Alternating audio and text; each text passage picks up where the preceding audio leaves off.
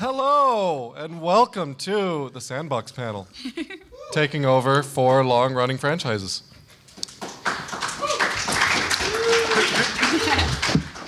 So, I guess I'll start. I'm the moderator of this here panel. I'm John Stacy. I'm a session musician. I've played on a few games, one of them being Mortal Kombat 11, and then a number of smaller games. But for the most part, I do a lot of work in independent mobile games. And so that's my main thing. My name is Cody Matthew Johnson. I am a composer, amongst other things. I'm also an audio director, but I wrote music for Marvel vs. Capcom Infinite, Devil May Cry 5, and for Resident Evil 2. Hey, I'm Wilbert. I'm also a composer. Very short, so I got to rearrange. There we go. I've written music for Mortal Kombat 11, Call of Duty World War II, Star Wars Vader Immortal, Star Wars The Old Republic, and Guild Wars as well, and Destiny. My name's Lara Intravia. I'm also a composer and arranger, but I'm primarily a performer for video games. I perform remote recordings of vocals and woodwinds and electronic wind instrument for different video games, and I'm most well known for my work on the Destiny and Destiny 2 franchise, and also did a little bit for Mortal Kombat 11, and most recently Code Vein was one of the most recent titles I was on, and indie games here and there too, but lots of fun stuff. So let's start with just a question for all of us that's directly relevant to the panel. Did you grow up playing a game that you would later work on in some capacity? Start with Cody. Yeah, I mean, I've been a gamer my whole life. Instead of like movies or TV, I was down in my basement playing some of the earlier Devil May Cry, specifically relevant to this question. And I was pretty young when those games were coming out, so I wasn't like supposed to be playing those games. And but yeah, I was always kind of really deep and heavy and involved as a gamer myself, and played a lot of the earlier versions of the franchises I ultimately got to work on, which was kind of bizarre, thinking that back 20 years when I'm playing like Marvel vs. Capcom on a Sega Genesis or Dreamcast or whatever it was, to think that in 20 years later I'll be kind of working on the team, co-scoring that game is pretty surreal. And now looking back, it's kind of a natural trajectory in a way. Yeah. Kind of similarly, the year was 1996, and we were all wearing feather hats, which was the style at the time. I went to my friend's arcade birthday party. It's just like classmate, and I'd never really played an arcade game or a video game before. It was like 6th or 7th grade or something like that, and just this big arcade cabinet, Mortal Kombat, was just right there. And I didn't know what to make with it at first. It just looked like, these graphics are so realistic. I can't believe that, they've accomplished this. And obviously you look back and it looks terrible now, but that got me into both video games and the martial arts at the time. Later on, I'd always been a musician, but later on I started transcribing music for games. And that's what got me into some of the other franchises like Call of Duty and Medal of Honor specifically. I really loved, as a college student, I guess it was about that time. Medal of Honor, that's Chris Leonard's? He did some of them, I think, but really the Michael Giacchino scores for the original ones. For Call of Duty as well, Michael Giacchino. And it was surreal being able to come back to that years and years later and just experience the other side of the franchise, like actually contributing to it, even though I've grown up with this, for so long. Yeah. So when I was younger, I loved playing video games, but I mostly played whatever games my older brother got because I didn't have any money of my own. And we played a lot of Mortal Kombat. I was obsessed with those games. I thought it was the greatest thing I'd ever seen in my life. And we had Mortal Kombat's 1 through 3 on the Sega Genesis. We played exhaustively, so it was incredibly like, whoa, when I found out because when Will hired me, he didn't tell me what the game was. Yeah, so when I found out, I was like, Editor's note, she lives in a house with like 3 people who worked on the game, but you can't really, I don't know if you're familiar with non-disclosure agreements, but that's like pretty common in the industry. And you can't really tell people sometimes what they're working on. So you have to use the little bullshit code names or whatever it is. And so yeah, they're all the scores were just random alphanumeric jumbles of meaningful to me but meaningless to everyone else kind of stuff. So finally the game gets announced. It's like, okay, yeah, it was Mortal Kombat. And everyone really else exciting. had like a different code name. They all started with the same 3 numbers, but I guess it never. It seemed so random at the time that, you know. But yeah, Mortal Kombat for sure. I loved the music too, especially. That was when I was starting to really notice like soundtracks of anything in general. I would have been like 9 or 10, I think, at the time. And then my brother played a lot of Halo when he was in high school and I was in like middle school, and it's not the same, you know, game as Destiny, obviously, but it's a lot of the same music team carried over into the Destiny franchise. So I heard a lot of music from that as well as I was growing up. But I've never been, I'm pretty garbage at first-person shooters, so I did not partake of much Halo myself.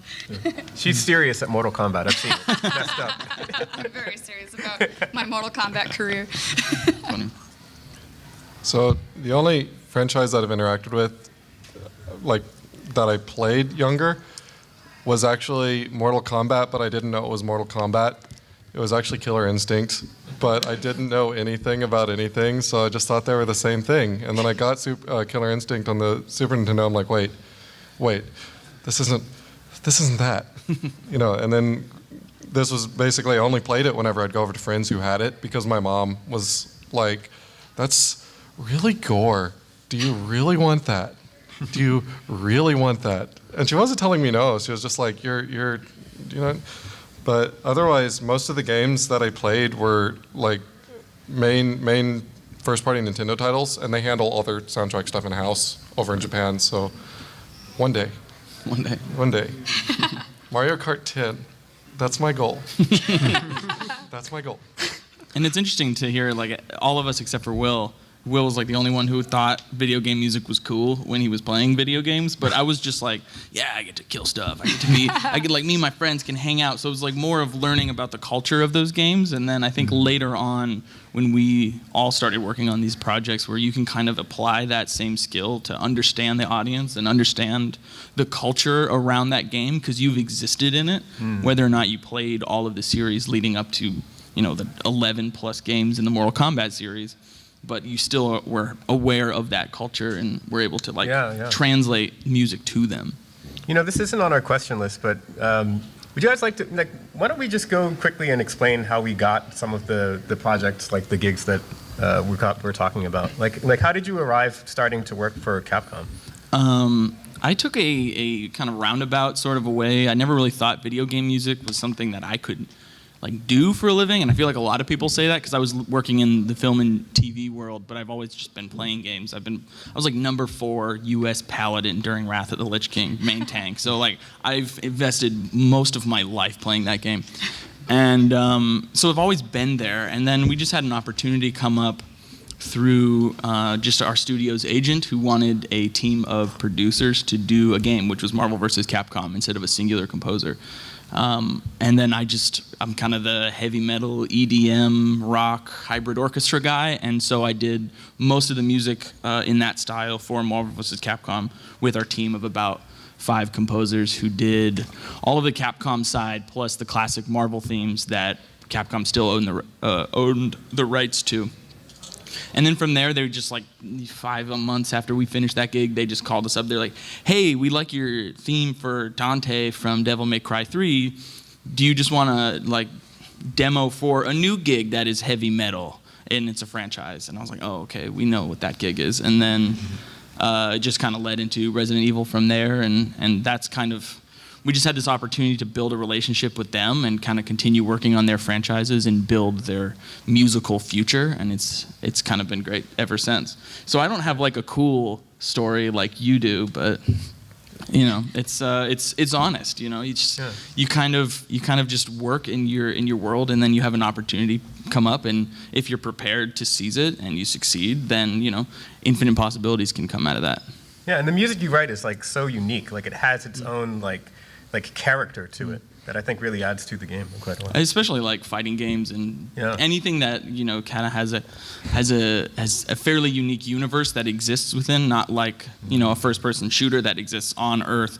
In World War II, there's like a different world with a different environment, and they give you the creative freedom to step outside of what was and what has been, and you can kind of do some gnarly, dirty, nasty things. Yeah, I mean, the story behind, I'll say with Mortal Kombat, it's like, it started with, I was working at LucasArts and doing a bunch of Star Wars scores like The Old Republic. I worked a little bit on Force Unleashed as well, and the Monkey Island series, if you're familiar with that.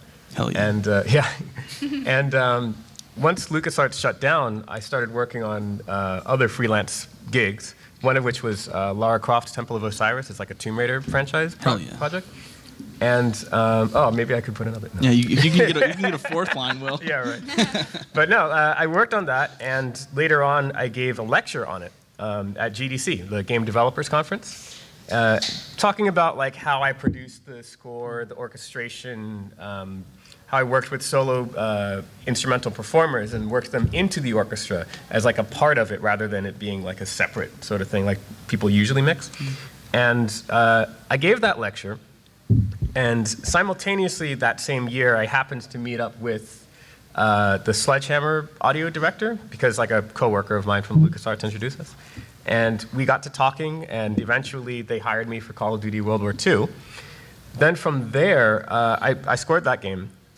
Years go by, and now I look at my PlayStation, like just all my PlayStation games, right? And I noticed, like, hey, this Mortal Kombat 10, like, I really love the sound design in that game. Why don't I just reach out to these people? I'm sure that, I have a mutual, and sure enough, one of the sound designers from Call of Duty had worked on Mortal Kombat 10. It turns out that Sledgehammer and NetherRealm just steal sound designers from each other constantly. Some of them went back to the NetherRealm after World War II and stuff. So I got an introduction to their audio director, and it turned out that he had been at my GDC lecture for Lara Croft years earlier. And he was like, oh yeah, I really like your stuff. I was gonna reach out to you anyway, so screw it. Yeah, let's do it. And that's basically how it all kind of ended up. Yeah. I at work actually like totally freelance, so I was very lucky in the way that I got involved in the industry. I was just graduating college and attending anime conventions in my spare time, and I had done a performance at one anime convention where the video of it became very popular. And the showrunners of a concert called Video Games Live saw that and invited me to perform with them. And then I ended up, becoming the one of the principal performers for about 10 years and got connected to a lot of composers that way. Like that's not the normal route for any performer to go. Like normally you would have to like get an agent, and get hired by composers via that route. So. Which, I kind of like that it's becoming a more freelance thing where composers that don't have agents, don't need to go that route either, can just contact the performers directly, based on exactly what sound they're looking for. So I really lucked out hard with the Video Games Live because they would have composers as guest conductors and just special guests all the time. So that was my audition. I'm up on stage singing, and then I hand them my card, after I get off stage. And, it took, in many cases, like several years for any of them to think to hire me to do something, but that is how I came connected with them. So it was a lot of like time went by before it kind of before it turned into like a business that I could actually, support myself with. But yeah, it was a cool way to do it. A cool thing that I took away from Will's, and Will touched on it here, but his Game SoundCon talk he did, the keynote he did, tracing his career back to a singular catalyst or singularity that has kind of a relationship or two that has keep coming up, or you can like trace everything back to a singular person that has done something or introduced you, some connector or maven or someone who has put you in touch with someone else that has kind of initiated this whole thing. Like your video, or I had a contact with the studio I worked at, and I got introduced to that studio through like a college professor. And so it's like everything comes back to like one person who saw value in you, and it's kind of just dominoes after that. Absolutely. Yeah. So actually, my thing started with a catalyst like that, and it was whenever, this was 2008, I was a freshman in high school. My sister had an English project that she needed some music for. She had to write a song, and so I was like, all right, I'll write, and produced a little thing. Well, I posted that to a fan site for a thing, just, hey, I wrote a thing, just look at it. A guy liked it and then hired me to compose this small indie game, RPG. Nice. And then I learned there, I don't like composition as much as I thought I did. and it's really just more along the lines of, this is fine, but I had more fun recording the stuff that I did to produce that. And then so we were kind of talking about a thing later, and it's like, hey, how would, if I wanted to get in on stuff, it's like, well, find fan remixers just to practice your skills. There's a good place, OC Remix, for that. You should go check that out. And then I was like, okay. And then I didn't until 2016, and then I did. And one of the first people I talked to on the Discord server for OCR was Will. And it was kind of a thing that I was kind of a nerd. I'm like, hey, I play French horn. Hi, how are you? Yeah, let's be friends. That was and then we just talked about things. And then later on, I get it to Sex. It's like, hey, can you record something in the next 6 hours? For a thing, or actually, send me a picture of your recording setup. Get do like a day, not 6 hours. Well, it was effectively 6 hours because I couldn't do anything the next day. Because he had to sleep, and then he had to wake up. I had to do stuff, so it was basically, it was like, can you record this by tomorrow, And it was a small little thing. I'm like, yeah. And then later, it was like, hey, can you record this thing? I can't tell you what it is. Can you record this thing? I'm like, okay. Can you record it by tomorrow? Okay. So then I set up, and actually I'm a band director, and so I had 2 periods in the middle of the day. So I basically just set up, recorded in those 2 periods, and right as I got done, my 6th grade class walked in. And so it's like, done! Nice. And that basically everything kind of started going from there, but it started way back whenever my sister asked me to write a song for an English project. And then things condensed. I think also don't be afraid to talk to people about what you do. Yeah. Just tell people about stuff. Just throw it into the nether, and then someone will find it. I mean, someone found his song, and now he played with Will and found him on the Discord server. If he wouldn't have posted it or wouldn't have gone on Discord, none of this would be happening. So, dominoes. So this is kind of a thing. This is for the composers, specifically. Earlier you mentioned getting familiar with the culture of a game, and just getting to know, a franchise. One of the big considerations you have to take into consideration is whenever you're taking over a franchise, if you change the spirit of it, you change the way things are done a lot, you have the chance of alienating some of the audience. And it's kind of a thing that, do you take this in consideration? How do you think about, do I want to change the way things are done, or do I want to basically keep things the same, or do I want to treat it as an evolution? Right. How do you approach that whenever getting to a franchise? You want me? Okay. All right, I'll go. It's one of the words you said was taking over a franchise, which I don't know. In my mind, that's not what I was asked to do. I was asked to kind of contribute a new layer to this kind of entire art piece as a whole that is the trajectory of all of these games, and the latest one just happens to involve me. It's not like I'm coming in on a white horse with an American flag and whatever. But so when I got brought onto the game, luckily I did know a lot about that culture, but also, knowing about what the fans think about the game, and the identity, the Sonic kind of philosophy of the previous games, and how I'm going to fit into that, but also communicating in sequels and franchises and so on. Communication is really important because you need to have a very coherent conversation about what your role is in taking this franchise or this game to the next level or to a new place, and how you're going to adapt or start fresh, and what considerations there need to be, and try not to step on the player's toes. For Devil May Cry, they explicitly came to us and said, now we have 3 playable characters. Before, their themes kind of all existed in the same fun, happy, kind of kitschy EDM rock place. But for this character, we just want to put all the industrial aspects. For this character, just put all of the heavy metal stuff and make it very dark. And for this character, so there's 3 very distinct play styles, 3 very distinct characters and personalities, and 3 very distinct musical personalities too. And that was a very careful, kind of puzzle box we had to put together to decide, like, how do we take the identity of what this game used to be and split it into 3 while also making all of them sound like Devil May Cry. So that was hard. But then with Resident Evil, they just said, nope, just don't even listen to the song. Just write something that fits the emotional aspects of what we're trying to do for this game, which was nostalgia. At the end of the original Resident Evil 2, there was like this slapping bass song, and the fans love it. So when like my song came out for Resident Evil 2, the fans were like, "Where's the old song?" And I'm like, guys, you have to realize that like I have overlords, and they wanted to make a more cohesive and more nostalgic experience. So that was a very clear deviation for where the game was, and decided to go in a new direction to kind of create a more cohesive product. Yeah, and it's interesting because I think the key point is that it's different for every game. Sometimes they're definitely saying like, yes, let's continue the lineage. Let's, this is a progression, a sequel, or whatever. And sometimes it's just like, don't worry about it. Just focus on this being our game. Right. For instance, for Call of Duty, my Call of Duty score is wildly, violently different from everything else in that franchise, I would say.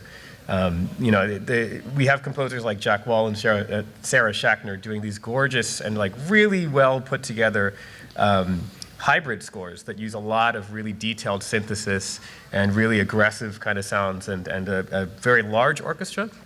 But for my score, there's no overt synthesizers because it's World War II, so we didn't want it to conflict with the historical setting.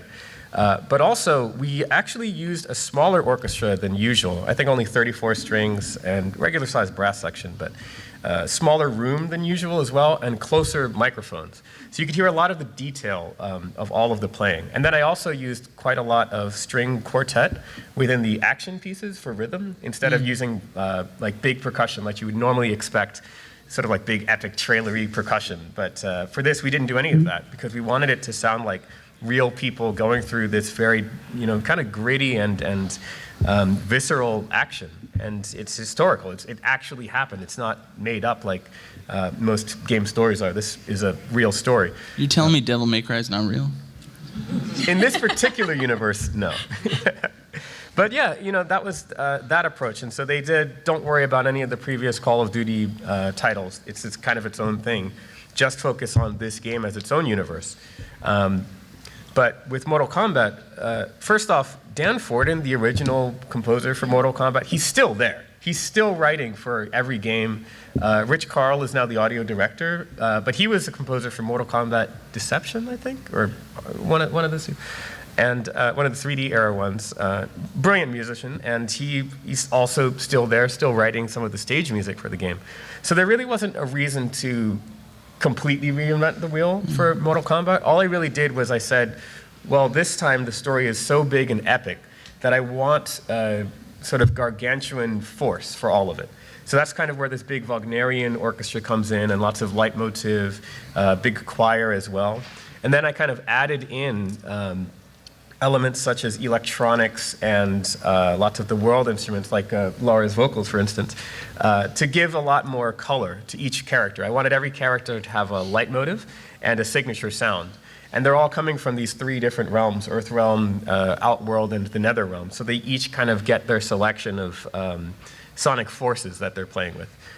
So again, I mean, Mortal Kombat's kind of always had some combination of those elements, but here it just sort of took it to a different level than is typical to get that extra epic kind of stuff. And for your Call of Duty stuff, I think there's a certain sensibility that you still play to, because with World War II, it's not really a sequel, right? Yeah. It's not a spin-off, but it's like not a franchised, it's not Infinite Warfare or Modern Warfare or any of those. So there's not a pre-established thing. So Will was free to kind of build something new, but I think by using the recording techniques and by using like a smaller ensemble to have more like articulate transients and attacks, you were still living within that world of having carefully and meticulously planned articulations to kind of still give it that grit and aggressiveness, just in a different way. So the emotional sensibility was still Call of Duty, but you were just thinking about it, not with synthesizers. Yeah, it's kind of funny. Like, it's still, and that was sort of the balancing act we had, was that, like, yes, traditional, historical, whatever, but it also had to have like a modern aspect to it. And you're absolutely correct. I mean, like a lot of that careful focus on the mix and even effects sometimes sort of gave it that modern, we didn't want it to seem like this distant story. We wanted it to seem like people that you could meet today are going through this, horrific experience. And so, yeah, exactly. I actually think that his score for World War II is like more punk rock and heavy metal, and we like talked about it once too. Seattle grunge music was my biggest influence for it. Believe it or not. That's cool. Yeah. So as far as being a performer, like whenever there's an equivalent of that whenever you're handed something, you kind of have to be able to interpret it, because like if you mentioned that as a Wagnerian style orchestra. If I played it with a peppy jazz style articulation, that would just be that'd be hilarious, but not for the right reasons. So this is a question. This is a question for both Laura and myself. It's like whenever, basically, how much info do you get about a project, and then whenever you're approaching it, is there any considerations, research that you do into it to interpret and perform, record? Yeah, a lot of times what composers, first of all, every project I've worked on has been radically different, but in the way that they give me that information. Sometimes I have sheet music and they give me a reference track of, what they ideally would like it to sound like, and I do my best shot at that. Sometimes they give me sheet music, but they don't have any reference at all, and I give them usually at least 3 takes to work with. I try not to just do one take of like what I think is the best. I try to do very particular styles for each one so that they can mix and match as best as they can, because when you're working as a freelancer, you're not in the studio with them, and they're not like generally on a Skype call with you, like being like, okay, try that again, but with a little bit more whatever. Actually, we sort of did that via Facebook message one time. I'll get to that in a second. So in the studio, they would be giving you real-time feedback, and you can fix it right then and there. When you're just sending them tracks, over Dropbox or something, it is, imperative as a performer that you save them as much time as possible, because you want them to hire you again and not have to make them send another email that's like, okay, these weren't quite right, can you try it again? So if you give them 3 takes of like a variety of styles, sort of within the realm that you think is, the realm of possibility for what would work, then they can usually piece something together from that, and you don't need to make them like do another chain of emails to go around again. That's super important to me when I'm working with composers. I don't like to waste their time at all, because like this is very often the last element that they're trying to put in a score, so it's usually really close to the end, like the deadline's tomorrow. So you have to like figure that stuff out right away. Sometimes I don't get literally anything at all, and they just give me a backing track and I improvise over it, which can be really fun, but also terrifying. So I generally ask for a reference track if I'm not sure what they're going for. I can usually figure it out. My specialty is doing like, sort of floaty, I'm an opera singer primarily, so I do like floaty, ethereal, background vocals, but sometimes when I'm not sure, then I'll say like, can you send me a track of somebody else doing it, because I'm not positive. Now, in the case of Will, he sent me a track of himself singing. What? Oh yeah, you did. Do you have it on your phone? Can you Kombat play 11? it into the microphone? You absolutely do not did. remember that at all. Okay, here's the story. So it was like 11 p.m. on a Friday night. I think I was playing video games with Sam and Doug upstairs, and I got an email. I was like, oh my God, Will's hiring me for a game. I gotta go downstairs where our studio is. And so he sent me 2 like finale files of sheet music that had just the theme in it, but he said, I want you to improvise, but this is sort of the theme I'm thinking of. And it's in that sort of, ethnic wailing style. So here's a demo track of it, and it was him, and he sounded great. Like he was just going like, stuff. And Wait, can you do that one more time? Oh, it's like, stuff like that, and I was like, wow, you sound really good. Make a banger out of that sample. What's that? Falsetto or no? I think it was in your normal range, I think. No, it was falsetto. It was falsetto because I was like, wow, that's a great sample. And he was like, oh, it's just me and Melodyne. And I was like, whoa. I definitely have that somewhere. I will prove it. I love it. But it was great. So like that was the most helpful thing I've ever gotten, because it was like, literally do this. So I sent back a few takes, and we could have been on a Skype call, and for some reason we just didn't. So we just kept sending. Yeah. He was like, okay, from the first second of take 1 with the 3rd beat of take 2, and then do something else at the end. It was like a very specific, I was like, I got this.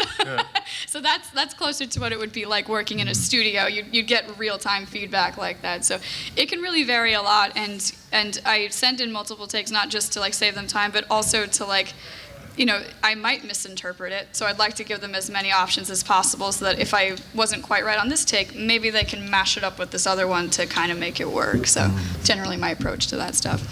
If you don't, like, in future things, sing the brass parts, I'm going to be disappointed. Like, just your interpretation of what brass instruments sound like through voice. Like, Sorry, buddy. It's, yeah, like Laura said, it varies. Like, sometimes I get less than nothing. One time I got a MIDI file of my part, except it wasn't my part.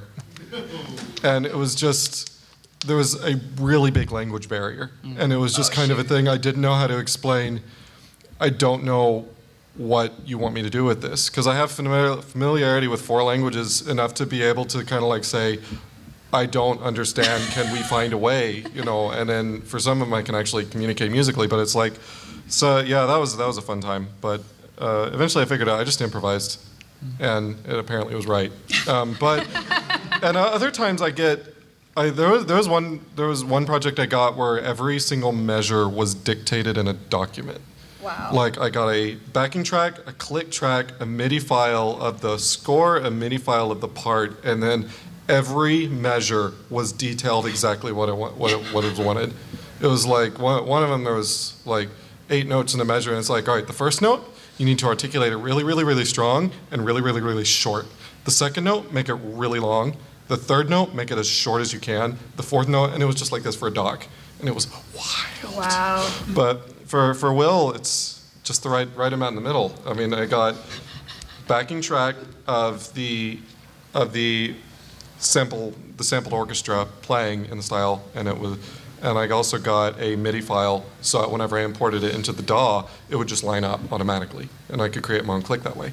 And then, for the most part, whenever I was looking at it and I was kind of able to see exactly what you were going for, because it's like you're so clear in your writing, and you're so clear that I was able to say, oh yeah, he's referencing this, he's referencing this, he's referencing this. So I was like, all right, just play it like what he's referencing. Play it like, okay, like this is clearly, it's really hard. I can't really give specifics because it's been a while, but it's like, yeah, I know exactly what you're going for. And then just record the thing. Nice. All right, so this is kind of one of the things that probably a lot of people in the room are interested in, and this counts for a lot of people, but this is for all of us, have you had interactions with fans after working on these franchises? Yeah. What? Oh boy. So this is, okay. And this isn't exactly the question you asked, but when I was working with Video Games Live, I was performing a lot of music from, you know, a variety of games that I did not work on. And oh my God, if I didn't sound exactly like the original, I was not good at music. Like they would tear me apart in forums. Like it was a whole thing. Like sometimes one thing sounded particularly good and they would be like, oh my God, it's the best thing I've ever heard. And if it sounded even slightly not like Cynthia Harrell singing Snake Eater, then I was donezo. So people can be brutal. So I do not read, internet comments anymore. But as for interacting with fans for like things that I've actually worked on, only every now and then, and usually it's like people that like maybe figure out which songs I did on the soundtrack. Sometimes they'll tweet at me to say that they heard my stuff and they liked it. It's not as common for me as I think probably for composers, because it's just I'm sort of just one of many moving parts. You'd have to really dig through like the credits of the soundtrack to find like what I actually worked on and stuff. But the fans have always been like extremely kind when it's the game I've worked on. Not me singing something through Video Games Live that I didn't work on. But they're always super appreciative people, and it's always so heartwarming to hear them say something like, oh, this is one of my favorite tracks, I put it on to like fall asleep at night. It's just like, what a sweet thing to, that just made my whole day. So yeah, every now and then, but not, it's not like an everyday thing. Yeah. Yeah, I mean, it kind of varies depending on the game, right? I mean, like for Mortal Kombat, you know, I love the fighting game community. I think it's the best gaming community that there is. You went to the thing, right? The Oh yeah, Evo, yeah. Evo tournament, yeah. I didn't compete because I'm terrible. But yeah. Sandbox is here if you want to try. Yeah, that'll go real well, yeah.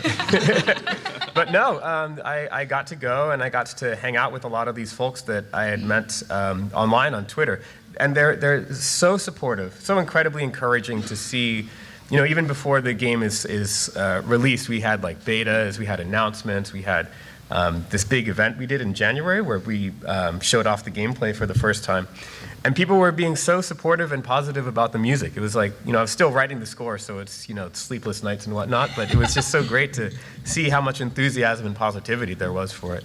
For something like Call of Duty, it was interesting. Like, I don't really understand how this happened, but for some reason, a lot of people, when they hear music from a new Call of Duty game and they don't know who scored it, everyone assumes it's Hans Zimmer, and I don't understand why. It's so weird.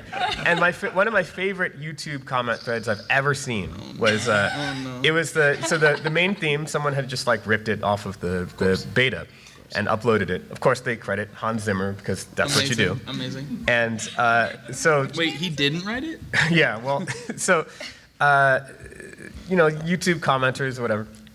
And then, you know, it's like, oh, Hans Zimmer really knocked this one out of the park. Yeah, Hans Zimmer is so great, so good.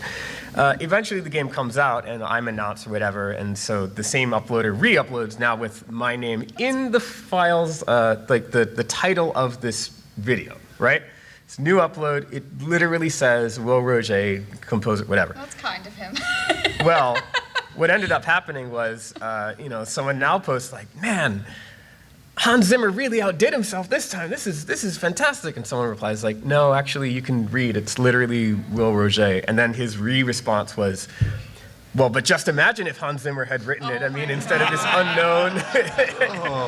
unknown composer, Hans Zimmer did Gladiator. He's like listing all of Hans's credits. I was like, this is perfect. You know, that reminds me, there's been a number of times when, like, if I'm looking up the video of, like, a track I worked on to, like, send it to somebody or upload it to, like, my website or something, I do sometimes scroll through the comments, like, I want to see if people liked it.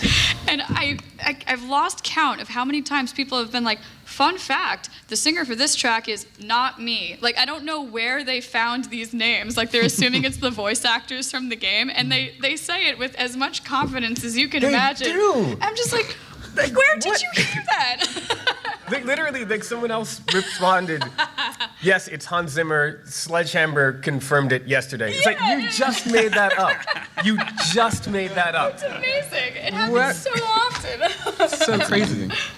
Yeah, you know, game fans love their games, and they love the music from their games. And sometimes they don't understand exactly like the direction of what the developer is going for, and they get confused about who to tell that to. But other than that, game fans are great. You just have to learn at some point that you're not going to make everyone happy. And it's not your job to make everyone happy. It's your job to please the developer because they know what's best. They understand their fan base so much more than you do. And so you just kind of roll with the punches. And you learn pretty fast that, like, if people don't like your music, that's okay. You know, I said something once on Twitter, like, if everyone loves, and I got so much slack for this, but I still stand by it because I think it's important. And if this is on YouTube, I'm probably gonna get slack for it again. But it's like, you know, if everyone loves what you're doing, like, you're not really pushing the envelope. You know, you're probably doing the wrong thing. If no one hates what you're doing, it's not contributing to, like, pushing any envelopes or developing anything forward and kind of changing the art form. So you need to get some thick skin and, you know, not read YouTube comments for a couple of years, and you'll be okay. Yeah, and that's absolutely right. Like, at least as a composer, I know that there's some choices that you're going to make along the way, and you can make the safe choice, which is like, okay, you know, it works, or you can make a very bold choice that really just makes a statement and ends up being very unique. And also, like, game fans don't read past headlines. So Google, just I'm not gonna. I can't legally say anything more, but just Google stuff. Yeah, it's true. I'm glad you said that because like at the end of the day, like we're doing this because we're artists and we want to express ourselves as much as we can. While we're working for our overlords that are like either the composer, the developer, or whatever. So it's the difference between like, am I making music that is even going to be noticed at all, or am I making something that will just have a little bit of special something in it, and like that will never please everybody, like just like you said. But that's a human expression, That's kind of why we do this. So that's the payoff. Yeah. So I'll give you the short version of the story. Mortal Kombat 11 made me a celebrity in the Texas Panhandle. Are you serious? Really? I'm serious. But it kind of made me a celebrity for the wrong reasons. Oh no. I'll get to it in a minute. But basically, whenever you announced it and tagged me in the Facebook posts, one of the biggest Mortal Kombat nerds ever who works for the music store shared it to that music store's Facebook thing. And that's the music store that services all of the Texas Panhandle. Oh wow. Including down to Lubbock and Abilene. So I mean, it's like, it got shared, and then it was like, oh yeah, we have our local band director he's a big shot now, And then awesome. Gradually people found out about that, and all the kids in Hereford that I teach, the ones that know me are like, oh yeah, you mentioned that you do, like you play for things. That's nice, yeah. However, then there are the ones that don't know how games work, and basically are like, so I played Mario Kart 8. Sorry, I played Mario Kart 8, and I love the music. What is wrong? Two for two. I keep like doing this. Tacit the It's whole. like I played Mario Kart 8, and I loved the music you wrote for it. You were awesome. It's like, wait, so it went from Mortal Kombat 11, being a performer, to composing the music for Mario Kart. What? And so there's especially all the middle schoolers that I teach at Hereford Junior High. They think that I am the composer of every Nintendo ever. And it's just like, maybe they're the ones writing those YouTube comments. This is true.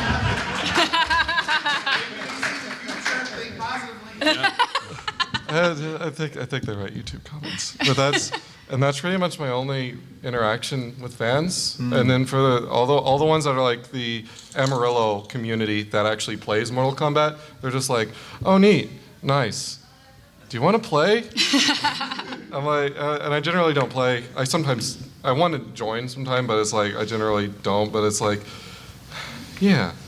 And that's a neutral interaction, and then an extremely positive one. It's awesome. All right, so this is kind of mentioned earlier. I'm going to go a little short, but for the composers, have you interacted with the original? You mentioned that the original Mortal Kombat composer still Yeah, works. I'd never met Dan Forden until like the launch party, and he's a super cool guy. Like, oh man, he's like one of the coolest people. And everyone actually at NetherRealm is like, they're shockingly like youthful. Despite the fact that they've made the same game for like 25 years, they still, Ed Boon as well, he's like super cool, and they're like very down to earth, and they had their stuff together as well, like just, as you know, sometimes it's tough, game development just changes all the time, but if you know what I mean by this, I had perfectly locked cinematics from the moment I started writing. Wow. Oh, and they just, if there was something that wasn't locked and that was still in flux, they'd be like, don't worry about it, we'll come back later. Wow. Just really well organized. It was super cool. But I didn't really, it's funny, like I didn't necessarily go to him for advice because obviously I didn't know the guy until after the score was finished. But I would honestly say that all of my orchestral music was influenced by Dan Forden's original MK1 through 3 scores. Like you could honestly hear some of the Lara Croft music that I'd written like 5 years prior, and hear little bits of that kind of Mortal Kombat sound and how the orchestra is used. It turns out that for whatever reason, Dan Forden and I have a lot of the same musical influences, like a lot of like Stravinsky, Bartók, and Hindemith as well, which is kind of a little more obscure, but he's also super into Hindemith. So that's kind of how that happened. And with Call of Duty, I've never actually, oddly enough, I've like met all his people, but I've never met Michael Giacchino for some reason. But as well, his original Call of Duty and Medal of Honor scores were a huge influence on how I learned how to orchestrate and how to deal with form in that particular genre. So yeah, I mean, again, it's not really a direct contact with them, but it was sort of an indirect influence. They made sure none of us ever talked, ever. I mean, not intentionally, but it's this funny thing where I did my own research and they sent material, so it's like I understood the music and the history and the styles of all of these musical predecessors before me, because in Devil May Cry it's traditionally been bands, and then the in-house composers do a lot of the score. And then same thing with Resident Evil, and same thing with Marvel vs. Capcom, Infinite. So it's like I feel like I know these people's musical minds, but I have never met them in person. Mm-hmm. And I don't know if I ever will get to. Nah, I hope I do. Surely, definitely. All right, so this is for all of us. Basically, whenever you're contributing to a major franchise as opposed to something much smaller, do you approach it actually, let me word it this way. Do you feel more pressure, like, with one or the other to really work a certain way, to really produce, basically say, it's a major franchise, I have to make this my absolute magnum opus, versus an indie game, it's like, I'll do my best, but whatever happens, happens. Is there any kind of difference as far as the pressure you feel working on small? This is kind of like a hard question to answer, because you never want to like do not your best. But I just like, there's like a general anxiety that kind of goes through your mind thinking about like how many millions of people will play this game in the next 12 months, and like what that does to your creative process is actually like very inspiring, but also very terrifying, and can restrict you and also, permit you to find new places. I found myself going beat by beat, just making sure like nothing was conflicting and everything was like quantized and in time, and the mix worked, and I would like be adjusting EQ, bands on one beat versus the other. And then at some point I'm like, this isn't doing anything. Like, and that's all just because I got inside my own mind about the franchise that I was working on. And then with indie games, I find that it's very freeing, because depending on who you're working with, you're not really tied down too much. Often they'll hire you because they like you and they like your style, so you can kind of just do that and explore that world a bit instead of trying to kind of fit into a mold of something that has existed and build onto it. Yeah, it's kind of funny, like I feel a lot I'm just a nervous person in general, so I feel a lot of pressure no matter what, but it's a different kind of pressure. Like so I'm working on an indie game called Anew, The Distant Light. It's sort of like it's like a 2.5D Metroidvania, one of the most gorgeous art directions I've ever seen. And it's a story that's being told without any dialogue or text. It's just all environmental storytelling and using the music, some aspects of leitmotif, and then just mood to eventually, like, the player should be able to piece together what has happened and what your mission is and what its significance is. But the music is very different. Like, normally you get a brief or something and you have reference music, which is like, they're asking you, okay, take influence from these pieces we've put in this folder or whatever, and write something kind of like that. In this case, there was no soundtracks for the reference music. It was all 20th century art music, so like Bartók, Hindemith, John Adams, Ratavara, who's this Finnish composer. And that's what they wanted. And then to that, I added a little bit more of like Debussy sound, and then lots of sort of 1960s style analog synthesizer, like the old kind of Moog sound, like Yes bands like that. And it's all kind of thrown together, and it feels very like, pardon the expression, it feels very naked. Like, it's just, here it is, it sounds very, very strange, and I don't know of any, I wish I heard something that sounded like this, but I don't. So I don't really have a point of reference of like, is it even good, So that's like one type of pressure. And then with, Call of Duty, I mean, I'm following up people like, some of my musical heroes like Michael Giacchino, as well as like every A-list name in Hollywood has done some Call of Duty music at some point, pretty much. Hans Zimmer, Lauren Balfe. Harry Gregson Williams, of course, Sarah Schachner and Brian Tyler. So there was that kind of pressure that's, in a way, a little bit more artificial, because it's like, it doesn't matter. They're not scoring this game, you are. So you should just focus on this. But I still went, to bed crying every night, just like, I can't do this. I'm going to get fired tomorrow, like every single day thinking like that. So that's a different sort of style of pressure. There was not any of that in Mortal Kombat for some reason. Like, I'm like only half joking here. It's the first time I've ever been hired for a game and thought, yeah, you made the right call. You should have hired. you didn't screw up this time. This is, So it just felt so natural that it didn't really feel like I had to contort in any way. And I kind of knew, like, well, as long as I do a decent enough job, then they'll probably enjoy it. So, yeah. Yeah, there's like two different forms of pressure, I feel, too. So when it's, if I've worked on the franchise before, like Destiny, I've known the guys for like a few years now, and I have a good idea of what kind of sound they're looking for. So I don't really feel any pressure with that project anymore, because I feel like we just get each other and it really clicked, and I'm not nervous to, sing any of the stuff that they're asking me to do. When I have never sang for this, or even worked with this composer, like in any capacity before, on a big franchise, I definitely feel significantly more pressure, because on an indie game, I feel like I talk with the composer more about, like, let's play around with some ideas, like a Sandbox, like we're just gonna try to find the right sound together. On the bigger games, and these established franchises, they generally have the sound they want in mind, like, ahead of time.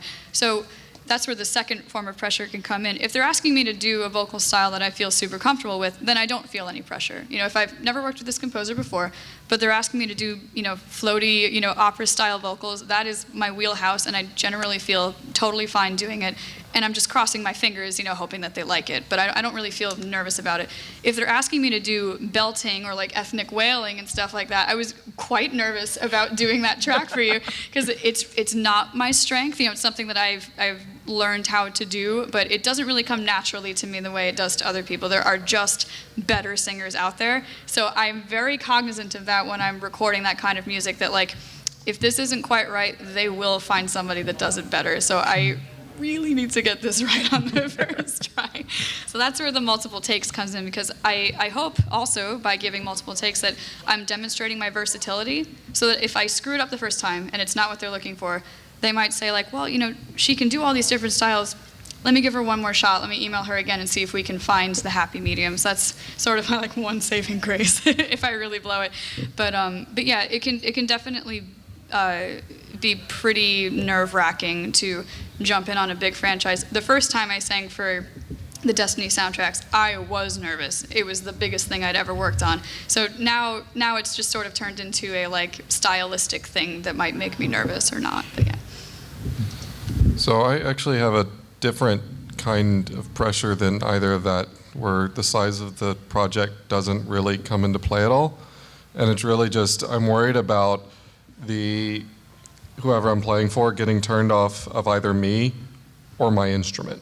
And what I mean by that is that if I'm asked to do a cinematic horn thing and they don't like the way I play it, well, then I may get this gig, or I may get rejected for I may have said, that's all right, we'll find somebody else, or just, you did good this time, I'm never calling you again. I'm always worried that that's gonna happen. Yeah. And then as far as getting turned off the instrument, I'm really worried that if somebody says, I'm writing a jazz thing, I'm going to use French horn for the first time ever in my jazz writing. I'm worried that if I don't nail it, then they'll basically say, yeah, horns can't do jazz, I'm never doing this again. Because that's actually happened. Really? Wow. I actually was told writing for horn was a mistake.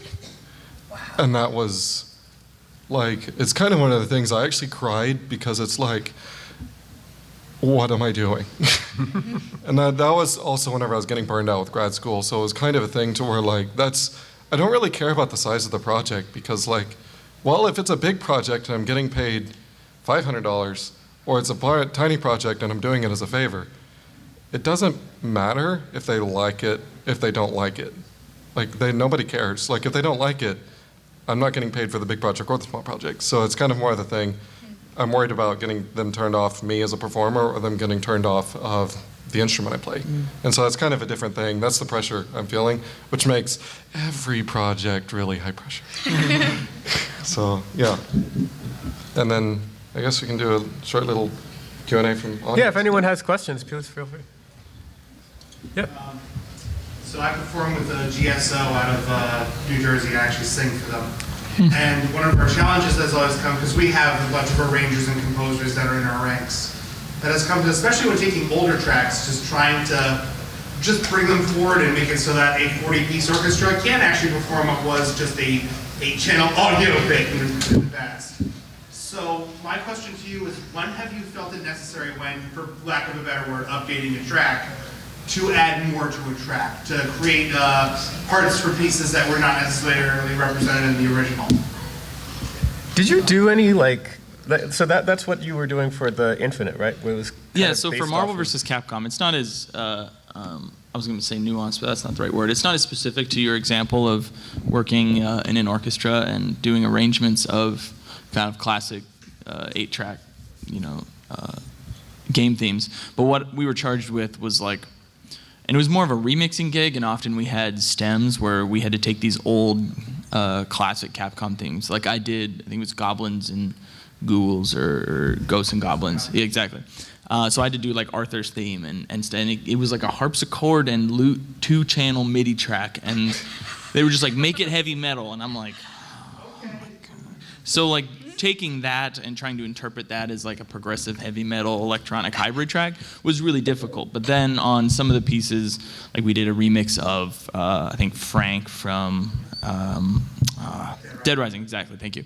And they had there was something very iconic, so they gave us these scratching and these vocal samples that they wanted in the game. Same thing for the Devils Never Cry theme, where they had given us these things. So we had to work in this box and make decisions very carefully about what's gonna hold that place as a lute and still have the vibe of a lute, but not take away from what it once used to be. So it's tricky. I don't know if there's an answer to your question or not, but it's very careful sensibilities. You're not just taking, everything and throwing it in the kitchen sink and turning the garbage disposal on and it's music.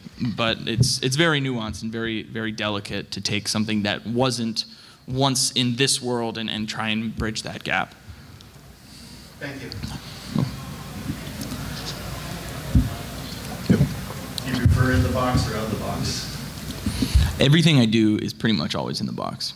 That's just where my mind's at, because I'm doing heavy metal guitars and I mean, I'll do outbox synths and bring them back in, and every once in a while we'll record an orchestra. But for me, that's just my world, and I feel comfortable by myself in a computer, just hacking, What about you? Yeah, same deal. I mean, I have a very modest setup intentionally because I don't want to get too mired in the whole tech stuff, and the only real indulgence that I have is also analog synthesizers, because I don't think that software can really do that just yet. But pretty much, yeah, it's all in the box usually. Yeah. Sure. Rephrasing again, do you prefer to do creative projects, or do you like having some things that can be sort of tracks off of working on an established franchise? You can do it by choice, financially savvy. There's probably only a couple of franchises I would go very far out of my way, kind of like you with Mortal Kombat, being that's my thing. I'm gonna go do that. There's only probably a couple in my mind, but I tend to prefer to kind of create something of my own and just kind of experiment and have a true sandbox. Although limitations have their value, and you can do some very awesome things if someone says you can only use hellish choirs and screaming synths from hell, and which was part of my brief for Devil May Cry. And I'm just great, that's what I'm gonna do, and it works out, Crying synths. Yeah, right. Yeah, right. It's weird. There are definitely franchises that I would love to work on, but I also really like working on completely original stuff. The funny thing is that, especially with when the stakes are very high, it's kind of the same process either way. I mean, yes, there's been a million Call of Duty games, but we had the same sort of experimental. We're going to spend a month just on the main theme and figure out exactly the sound. I didn't get a single reference track for that game, actually. They never said, make it sound like anything. And I didn't do a demo either. It was just we're going to figure this out sort of organically on our own, which is exactly what you would expect from an original IP. So it's not really, I don't think it really makes a difference necessarily. That's why I wouldn't necessarily call an original IP more creative, quote unquote, than a franchise project, because they all kind of have their opportunities for being as musical as you can.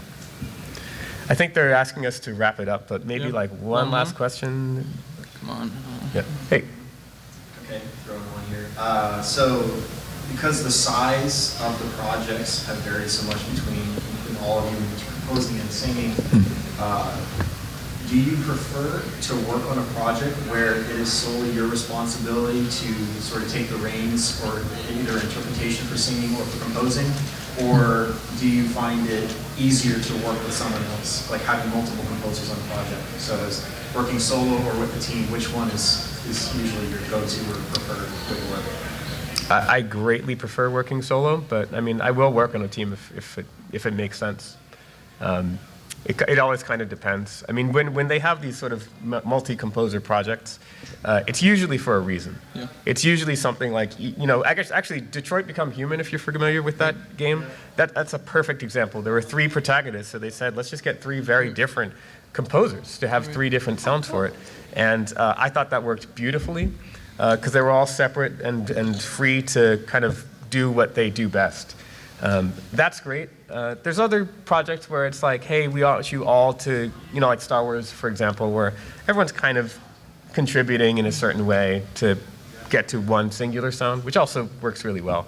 But I just like the idea of a composer being able to establish their own sound and push that as much as they possibly can. And on the flip side, it's nice to have a soundboard. Like we worked with a relatively, not large, but a few-person team on all these games.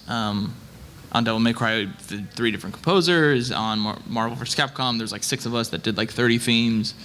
And it's nice to have a soundboard and like a team that's like, we can kind of all shift and like send stems around and kind of create like a cohesive sound and kind of make it better than maybe we would on our own. Like, I don't think the Devil May Cry score, I don't think like we would have gotten any of the nominations or any of the buzz if we hadn't been working as a team and like bouncing these ideas and concepts off of each other and kind of creating this cohesive brand, versus if like one dude was like, I'm gonna do all of them.